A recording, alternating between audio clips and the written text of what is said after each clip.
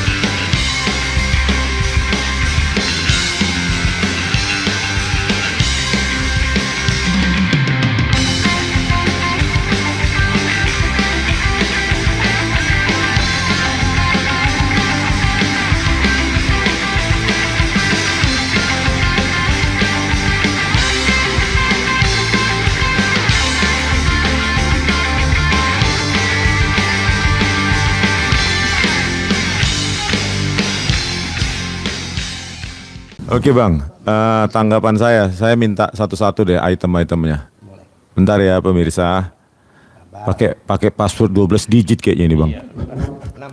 16 Bang ya, berarti kayak nilai hash ya. Oh ya. Oke, saya ingin menanggapi tanggapan. Nah ini hebatnya kan, tanggapan PPID UGM kita tanggapi lagi, ya kan? Dari tim hukum meminta informasi yaitu ijazah sarjana muda Fakultas Kehutanan tidak dalam penguasaan. Tidak dalam penguasaan. Terus siapa yang menguasai? Harusnya tidak ada jawabannya kalau memang bukan tidak dalam, kalau tidak dalam penguasaan berarti ada tapi dikuasai orang lain. Tapi ini kontradiktif, tidak dalam penguasaan. Bagaimana ini Pak Andi Sandi, siapa namanya itu pejabatnya? Yang Dr. Andi Sandi ya. Bagaimana itu ya? Tidak dalam penguasaan. Berarti ada dong. Dikuasai oleh siapa? Tetapi kalimat berikutnya menurut buku petunjuk S1 Fakultas Kehutanan UGM tahun 1982, mahasiswa program sarjana kehutanan menempuh kurikulum program sarjana muda 120 SKS sebelum menempuh kurikulum sarjana 40 SKS. Namun sejak 1978 setelah lulus program sarjana muda tidak dikeluarkan ijazah sarjana muda. Ini bingung saya. Kalau sejak 1978 itu sarjana muda langsung melanjutkan sarjana, untuk apa dibuka program sarjana muda tahun 1980, Pak? Kalau memang langsung melanjutkan ke sarjana, untuk apa dibuka tahun 1980? Joko Widodo masih masuk program sarjana muda terdaftar. Kalau langsung ya berarti programnya cuma satu yang namanya program sarjana. Ya, saya punya sejumlah saksi dari dosen UGM ya. Ini bohong. Ya, bohong ini. Mereka wajib memiliki program sarjana muda, ijazah sarjana muda sampai tahun 84. Ya, 84. Jadi kalau 3 tahun sarjana muda Joko Widodo lulus berarti tahun 83 masih memiliki ijazah sarjana muda. Jangan bohong, Pak Andi Sandi. Ya. SKS-nya juga. Iya, jadi harus punya gitu loh. Sampai tahun 84 mereka bilang.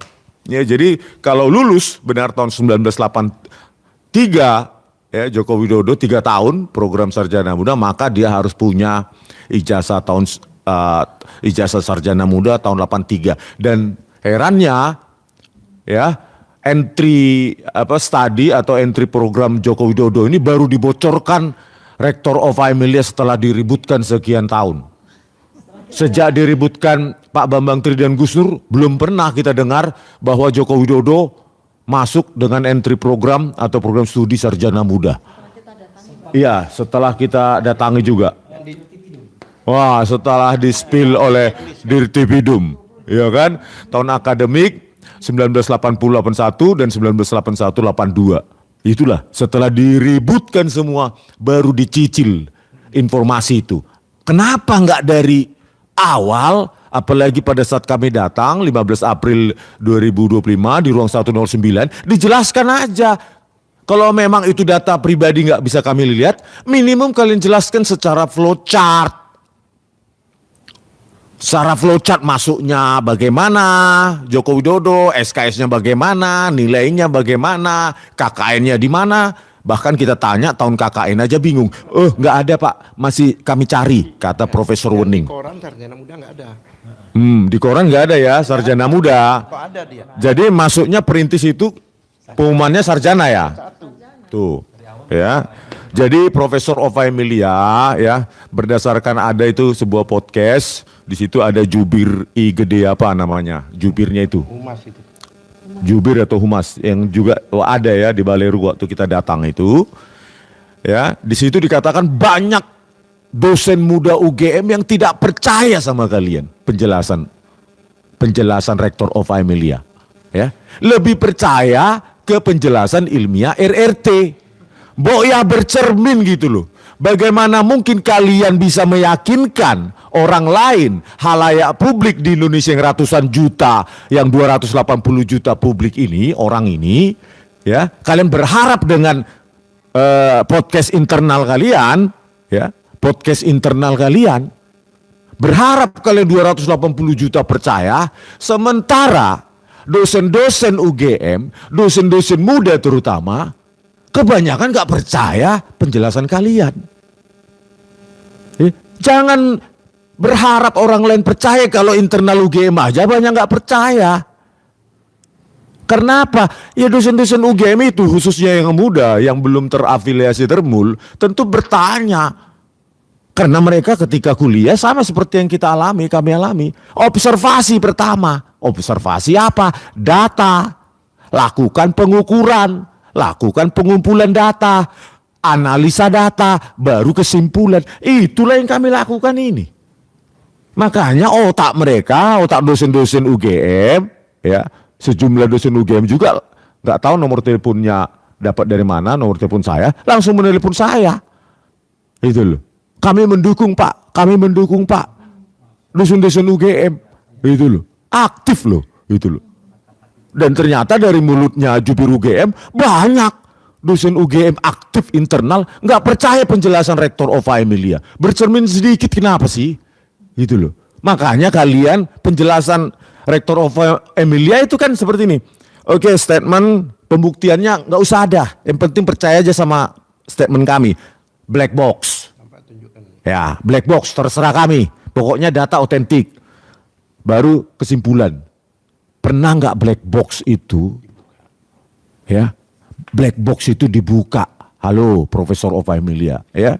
Jadi, ya, tak sampai 1984, Fakultas Kehutanan UGM dan UGM secara menyeluruh masih mengeluarkan ijazah sarjana muda. Ayo, Bu Ova Emilia, jujurlah, ya. Atau kita ketemu di podcast, ya.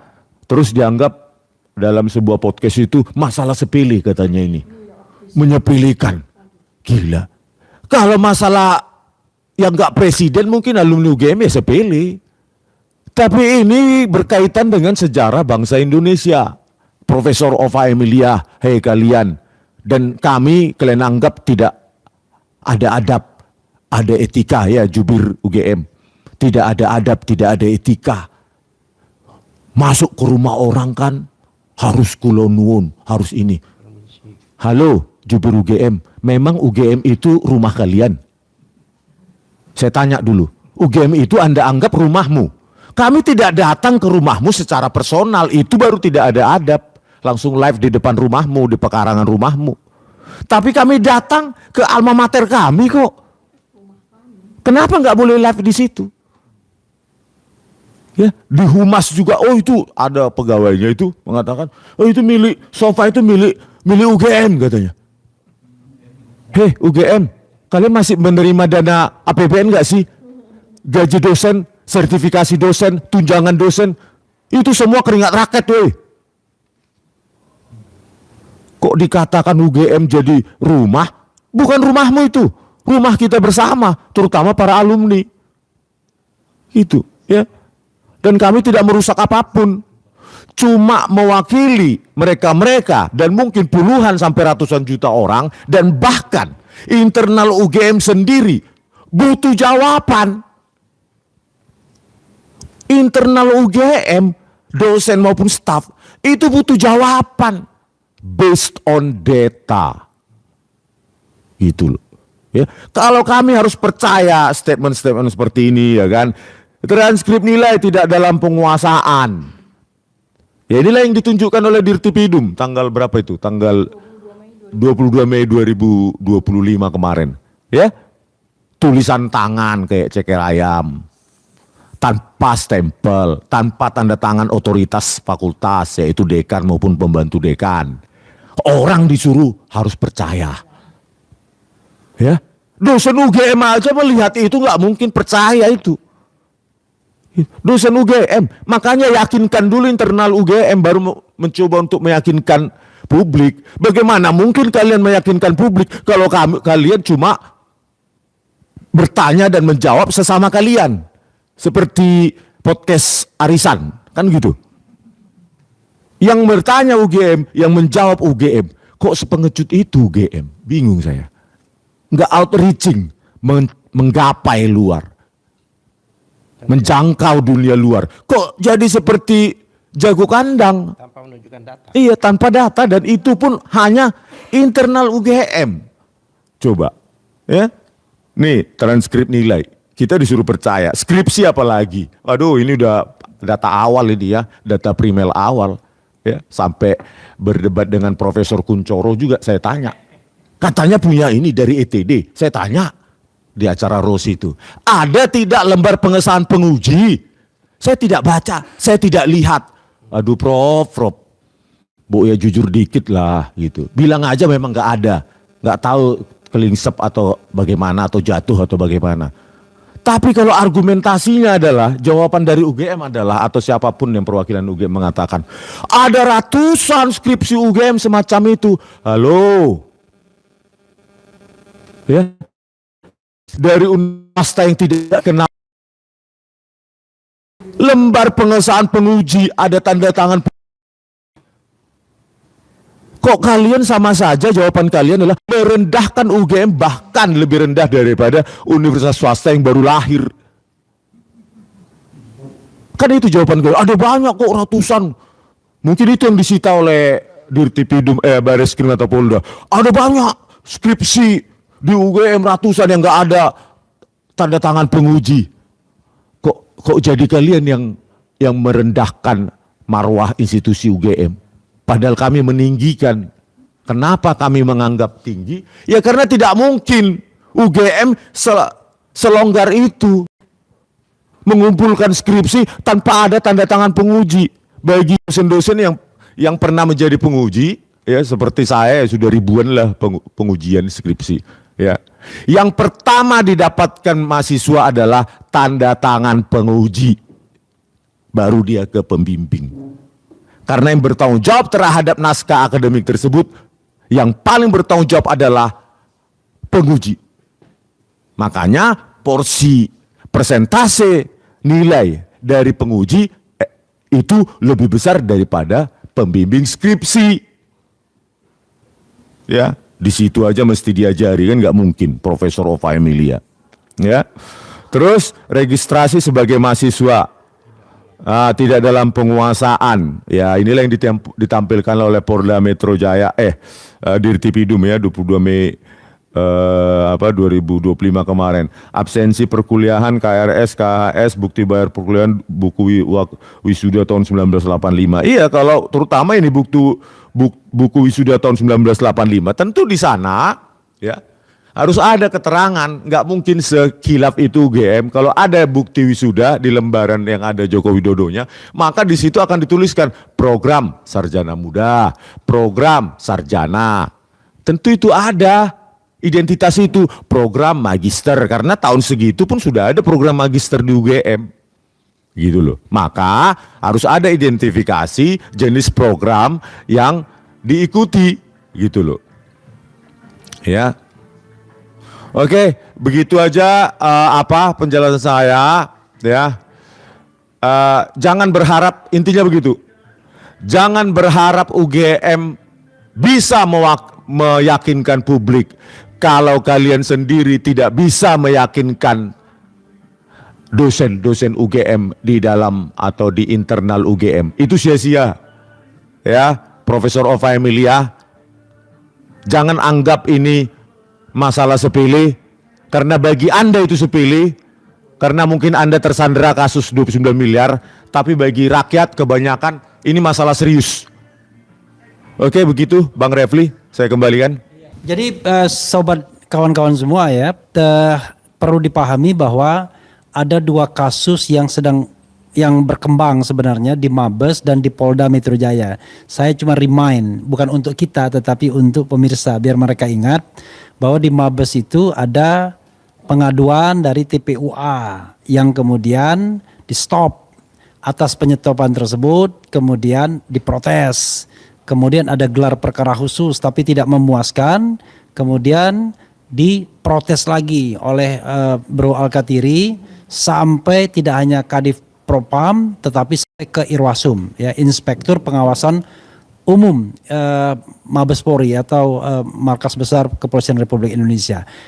Kasus yang kedua yang sering dibicarakan pihak sana adalah kasus di Polda Metro Jaya yang katanya itu akan berakhir kalau seandainya apakah akan SP3, apakah akan dijadikan tersangka, kan begitu.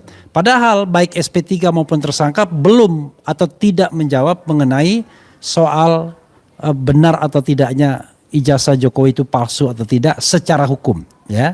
Secara hukum. Tapi kalau secara ilmiah RRT mengatakan sudah selesai dengan terbitnya Jokowi's White Paper. Nah itu soal di kepolisian, baik Mabes maupun Polda Metro Jaya. Kita masih menanti perkembangan di Mabes karena masih ada protes. Kita menanti di Polda Metro Jaya karena masih ada proses yang sedang dikerjakan. Berikutnya adalah soal informasi klaster kedua yang disampaikan Dr. Tiva tadi, yaitu apa yang dijawab UGM atas permintaan pihak Dr. Tiva dan teman-teman. Kemudian bagaimana rencana kalau seandainya ini mau ke tadi dikatakan KIP dan KPU. Silakan siapa yang mau menyampaikan ini? Dr. Abdullah Al-Katiri. Saya aminkan itu berdoa. Iya. Dapat ijazah cuma. Iya. Terima kasih. Mungkin saya tegaskan sedikit ya, apa hubungannya Mabes Polri dengan Polda. Ya, Mabes Polri ini ya kan itu kita masalah TPUA itu yang mana kami katakan berkali-kali kalau kita rujuk dengan Undang-Undang Perlindungan Saksi dan Korban pasal 10, maka Polda jika terbukti bahwa lanjut di Bareskrim, maka di Polda ini harus dihentikan dan orang-orang ini tidak bisa dikenakan karena menurut pasal 10 jelas ya kan, jika ada laporan baik itu pelapor, saksi-saksi dan sebagainya itu tidak dapat dilaporkan balik sebelum inkrah. Lah beliau-beliau ini pada waktu di UGM yang dengan TPUA sebagai saksi kapasitasnya. Nah, oleh sebab itu kenapa kami kencang banget untuk memproses yang di Bareskrim karena itulah alasannya. Yang kedua, masalah UGM ya. UGM. Jawaban UGM. Jadi yang jelas jawaban UGM pada kami itu 2 kali sekali lagi mengirimkan ke UGM surat. Yang terakhir yang pertama dulu dijawab bahwa semua dokumen termasuk kopi jasa palsu dan sebagainya itu disebutkan tanggalnya, kapan dijawab kapan. Yang awal yang dikatakan bahwa sudah di dalam penguasaan Polda Metro Jaya. Kemudian yang kedua 19 Agustus itu surat kami itu ya. Yang pertama itu. Surat kami yang kedua itu setelah rektor buat pernyataan bahwa Jokowi itu masuk di UGM melalui pintu sarjana muda. dan itu belum pernah terucapkan selama ini. Nah, begitu diucapkan berarti kesimpulannya jika S1 sudah dikuasai, lah kami pertanyakan dan meminta untuk diberikan kopi ijazah sarjana muda. Nah, itu surat itu kami kirimkan tanggal 11 September 2025 kami hadir secara langsung ke UGM dan diterima langsung dengan pejabat dokumen dan informasi UGM. Ya, surat itu dan dijawab 18 September kemarin 2025 supaya lebih komprehensif maka jawaban tersebut akan saya bacakan. Ya kan? Dokumen ijazah ijazah sarjana muda Fakultas Kehutanan yang kami mintakan ya kan ditanggapi oleh PPID UGM yaitu tidak dalam penguasaan juga. Ya, agak aneh juga menurut kami kan. Ya kan? Nah, menurut buku petunjuk S1 Fakultas Kehutanan UGM tahun 1982, mahasiswa program ini menurut buku, jadi bukan menurut fakta. Seharusnya kan menurut fakta, ini menurut buku, ya kan? Ini saya jawab apa adanya. Menurut buku petunjuk S1 Fakultas Kehutanan UGM tahun 1982, mahasiswa program sarjana kehutanan menempuh kurikulum program sarjana muda 120 SKS sebelum menempuh kurikulum sarjana atas menurut saya, yaitu 40 SKS. Namun menurut mereka, sejak 1978 setelah lulus program sarjana muda, tidak dikeluarkan ijazah sarjana muda. Nah, ini perlu kita cross check ya, apakah demikian. Tapi langsung mengambil kurikulum atas sarjana, sehingga hanya dikeluarkan ijazah sarjana. Tapi jawaban dia, ijazah sarjana muda tidak dalam penguasaan. Gak bingung juga kan, berarti sarjana itu ada, tapi tidak di dalam penguasaan. Tapi di sini mengatakan sarjana muda itu tidak ada, karena itu langsung dikonversi ke S1 tanpa mengeluarkan ijazah sarjana muda. Nah, ini perlulah pemirsa pemirsa memahami ini ya, ya kan. Kemudian yang kedua, transkrip nilai tidak dalam penguasaan. Saat ini dalam penguasaan Polda Metro Jaya untuk proses hukum lebih lanjut. Itu. Nah, itu dan skripsi dan sebagainya semua di dalam penguasaan. Nah, kami juga ingin mengirimkan, dibacakan satu-satu ya. Apa saja yang kita minta? Ya, ini yang kita minta sebenarnya. Transkrip nilai, skripsi, registrasi sebagai mahasiswa, absensi perkuliahan, kartu rencana studi KRS, kemudian kartu hasil studi, bukti bayar perkuliahan, maksudnya sarjana muda dan sebagainya. Buku wisuda tahun 1985, dokumentasi atau foto saat KKN kuliah kerja nyata, dokumentasi foto wisuda bersama rektor. Itu yang kami minta. Jawabannya semuanya adalah dalam sudah penguasaan Polda Metro Jaya. Ya, ini agak membingungkan. Bahkan di Polda Metro Jaya itu, Metro Jaya itu juga ada lembaga PPID juga. Kami juga ingin mengajukan akan mengajukan ke PPID Polda Metro Jaya, tetapi jika sudah masuk ke ranah hukum atau proses hukum, baik itu kepolisian, kejaksaan, atau KPK, atau hakim, maka ada ketentuan harus mendapatkan izin dari Presiden Republik Indonesia, yaitu Prabowo dalam hal ini. Nah, itu diatur dalam pasal 18 di Undang-Undang Keterbukaan Informasi Publik tersebut. Dan sudah kita lakukan. Ya, karena ketentuannya demikian, udah hampir beberapa minggu yang lalu kami mengajukan langsung surat ke Presiden Republik Indonesia Prabowo Subianto, yang mana kita masukkan ke Seknek waktu itu ya. Seknek Pak Burhan yang memberikan, yang mana ini kita bukan mengadukan, tapi kita juga bukan memohon, tapi ini adalah perintah daripada undang-undang. Oleh sebab itu Presiden, ya kan, karena di bawah undang-undang maka Presiden harus memberi izin untuk mendapatkan dokumen-dokumen dari Polda Metro Jaya. Seperti itu Bang Refli.